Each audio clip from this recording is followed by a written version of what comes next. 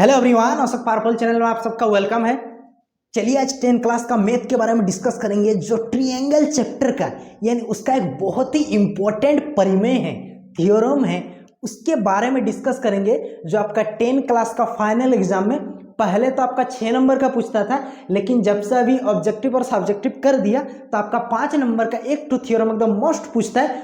उसमें से ये वाला जो थ्योरम है ना, वो सबसे ज्यादा इंपॉर्टेंट है। सबसे यानी 6 चैप्टर का अगर देखेंगे तो ये वाला थ्योरम टू जो है ना आपका सबसे ज्यादा इंपॉर्टेंट है। थ्योरम 6.6 यानी 10 क्लास का 6 चैप्टर का जो थ्योरम 6.6 है, ये एग्जाम के दृष्टिकोण से, जेक बोर्ड का जो एग्जाम होता है ना फाइनल एग्जाम, उसके दृष्टिकोण से ये वाला क्वेश्चन तो सबसे ज्यादा इंपॉर्टेंट है, सबसे ज्यादा खास है। ये वाला क्वेश्चन तो आपका 2024 में आने का सबसे ही ज्यादा एकदम चांस है। ठीक है, चलिए इसको पढ़ते हैं, फिर इसको समझेंगे, फिर इसको बनाने की कोशिश करेंगे। क्या चीज आपका दिया है, क्या चीज आपको प्रूव्ड करना है, सारा चीज इसको क्वेश्चन पढ़ने के बाद ही समझेंगे। ठीक है, चलिए थ्योरम को पढ़ते हैं, परिमेय का। दो समरूप त्रिभुजों के क्षेत्रफल, आपका क्वेश्चन में दो टू समरूप त्रिभुज दिया है। हम यहाँ पे दो टू समरूप त्रिभुज ड्रॉ किए हैं, ए बी सी एक टू समरूप त्रिभुज और पी क्यू आर दो टू समरूप त्रिभुज, मतलब एबीसी एक टू समरूप त्रिभुज है, दूसरा पी क्यू आर। ठीक है, आगे दो समरूप त्रिभुजों के क्षेत्रफल का अनुपात, इसका समरूप त्रिभुजों के क्षेत्रफल का अनुपात संगत भुजाओं के अनुपात के वर्ग के बराबर होता है। मतलब आपका क्वेश्चन में सबसे पहले दिया है कि ए बी सी और पी क्यू आर दोनों आपका समरूप त्रिभुज है। क्या है? ए बी सी और पी क्यू आर दोनों आपके क्या है? समरूप त्रिभुज है। यानी आपको क्वेश्चन में ही दिया है, थ्योरम में दे दिया है, आपको परिमेय में दे दिया है कि त्रिभुज ए बी सी समरूप है त्रिभुज पी क्यू आर। ये आपका थ्योरम में दे दिया। आपको जो प्रूव्ड करना है ना, इन दोनों त्रिभुजों के क्षेत्रफल का अनुपात इसकी वर्ग के अनुपात के वर्ग के बराबर होता है। आपको प्रूव्ड करना है कि इन दोनों त्रिभुजों के क्षेत्रफल का जो अनुपात होगा, इनका भुजाओं के वर्ग के बराबर होगा, इनका भुजाओं के अनुपात के वर्ग के बराबर होगा बोल के आपको प्रूव्ड करना है। यानी आपको क्या चीज सिद्ध करना है? Area of A B C बट्टा area of P Q R बराबर ए बी बट्टा पी क्यू का होल स्क्वायर बराबर बी सी बट्टा क्यू आर का होल स्क्वायर बराबर एस सी बट्टा पी आर का होल स्क्वायर। ये चीज आपको थ्योरम में प्रूव्ड करना है। ठीक है, और ये थ्योरम में आपको क्या दिए? ये दोनों त्रिभुज आपका समरूप है।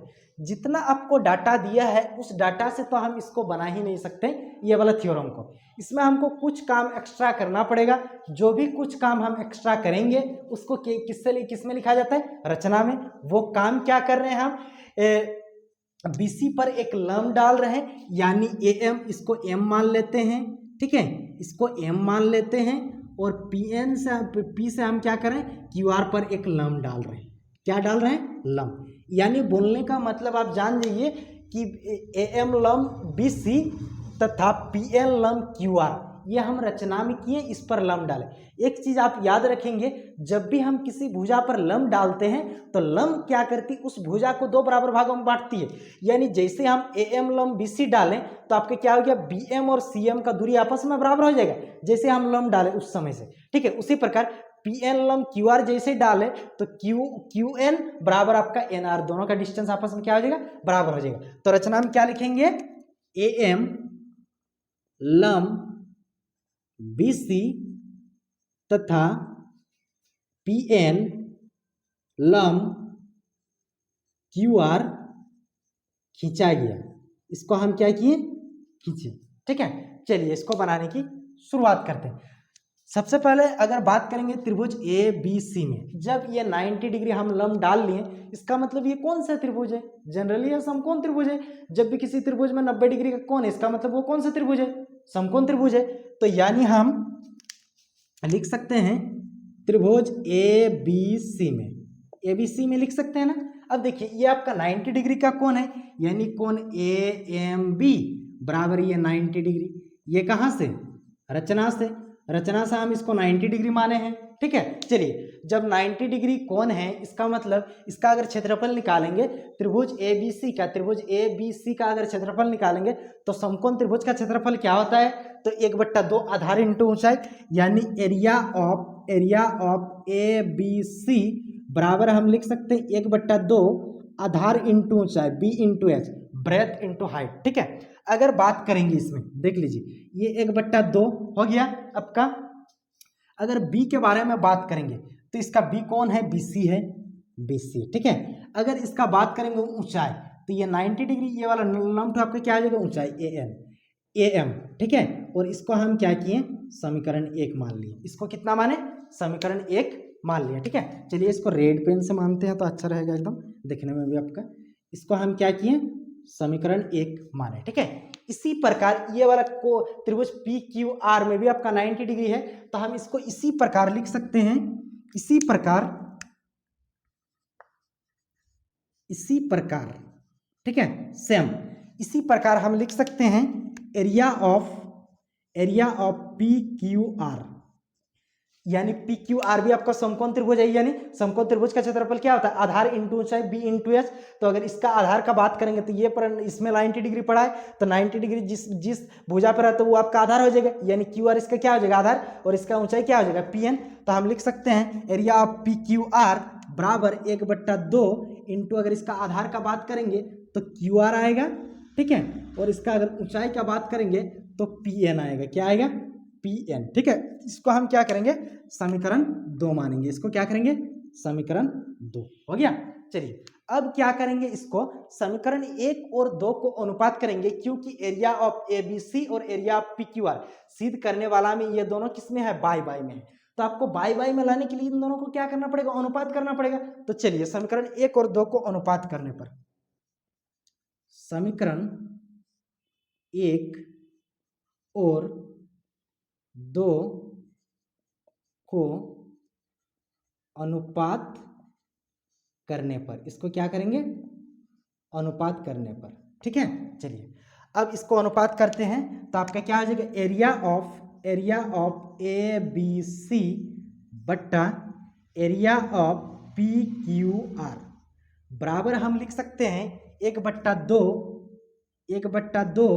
गुना बीसी इंटू ए एम, समीकरण में है बीसी इंटू ए एम, बट्टा नीचे आपके क्या है 1/2 गुना Q R into P N, लिख सकते हैं ना। अब देखिए जो जो कट रहा है इसको काट दीजिए, ये वाला दोनों आपस में आपका काटा है, तो बचा क्या आपके पास, यानी हम इसको लिख सकते हैं BC इंटू ए एम बट्टा Q R into P N. यही चीज आपका बचा, ये चीज बचा ना।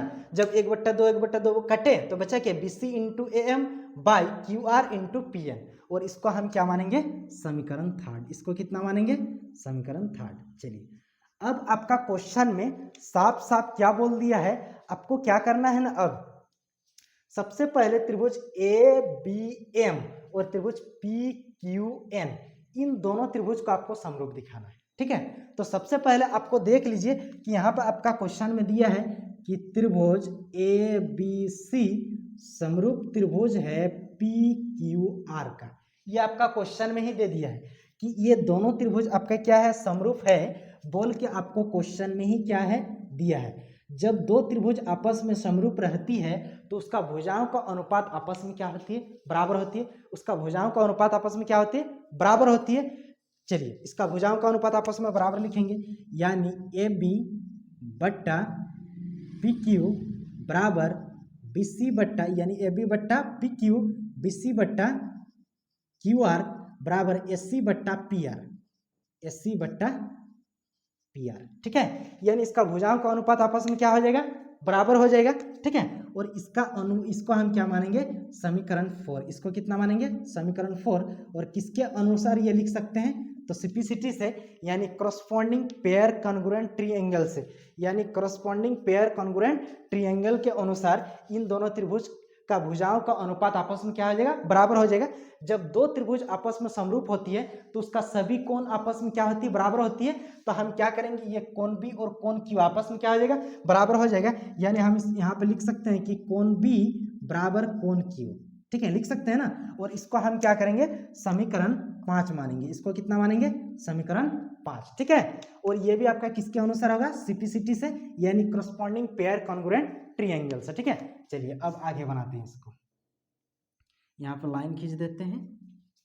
चलिए अब क्या करेंगे ना, त्रिभुज ABM और त्रिभुज PQN, इन दोनों त्रिभुज के क्या करेंगे, सबसे पहले इन दोनों त्रिभुज को आपको समरूप दिखाना है। ठीक है, तो जो चीज यहां से बराबर है देख लीजिए बाई बाई में, जैसे AB बट्टा PQ बराबर BC बट्टा QR, ये आपका बाई बाई में। देखिए यहाँ पे अगर बात करेंगे तो यहाँ पे समीकरण 4 के बारे में थोड़ा सा देखेंगे, तो AB बट्टा PQ बराबर BC बट्टा QR बराबर SC बट्टा PR, मतलब ये तीनों का अनुपात एक दूसरे के बराबर है, लेकिन हमको चाहिए ये दो चीज। कौन कौन चाहिए, AB बट्टा PQ बराबर BC बट्टा QR, क्योंकि वो दो चीज क्यों चाहिए, क्योंकि त्रिभुज AMB और त्रिभुज PNQ ये दोनों त्रिभुज को समरूप दिखाना है। ठीक है, तो ये वाला जो हम लिख सकते हैं बराबर लिख सकते हैं आराम से। ठीक है, अब देखिए ये AB हो गया, AB बट्टा PQ लिखे।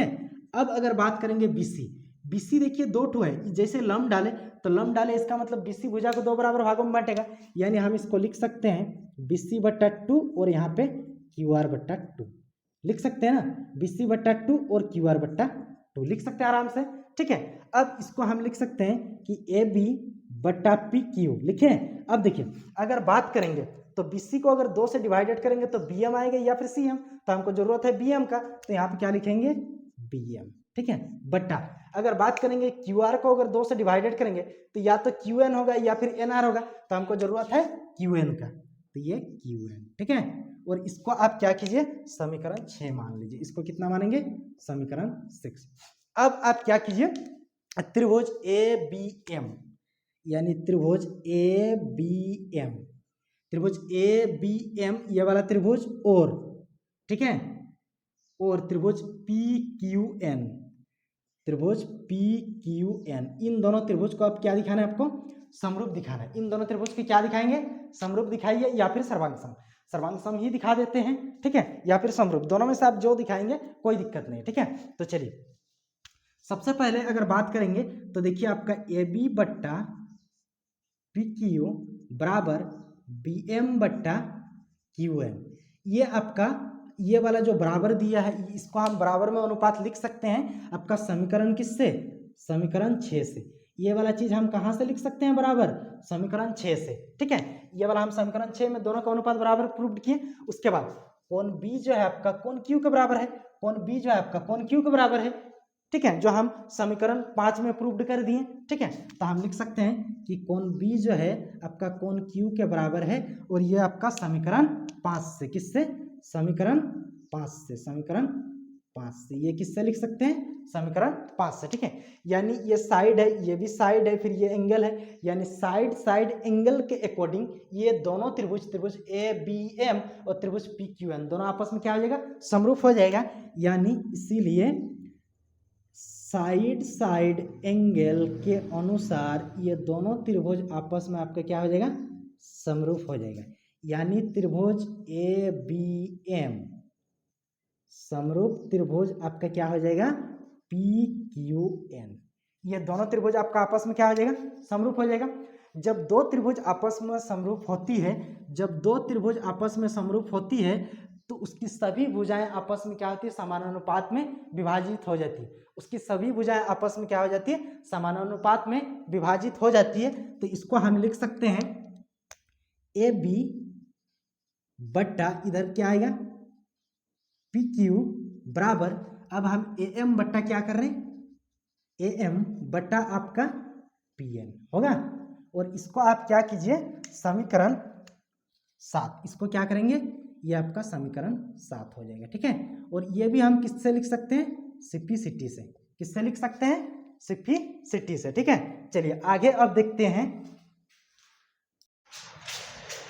चलिए यानी AB बट्टा PQ बराबर AM बट्टा PN आ गया, इसको हम समीकरण कितना माने, 7 माने ना।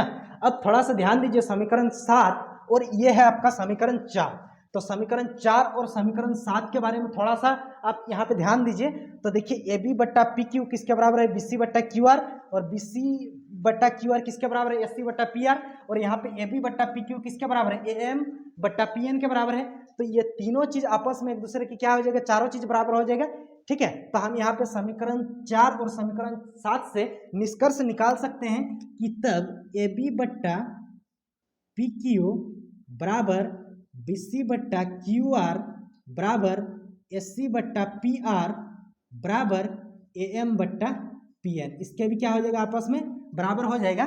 और इसको हम क्या करेंगे, समीकरण 8 मान लेंगे। इसको कितना मानेंगे, समीकरण 8। ठीक है, चलिए अब क्या करेंगे, यहाँ पर लाइन खींचते हैं। हालांकि लेंथी है लेकिन एकदम फॉर्मूला में बनने वाला है। ठीक है, चलिए अब आप समीकरण यहाँ पे ध्यान दीजिए, समीकरण 3 किसमें, ये है समीकरण 3। ठीक है, और ये है आपका समीकरण 8।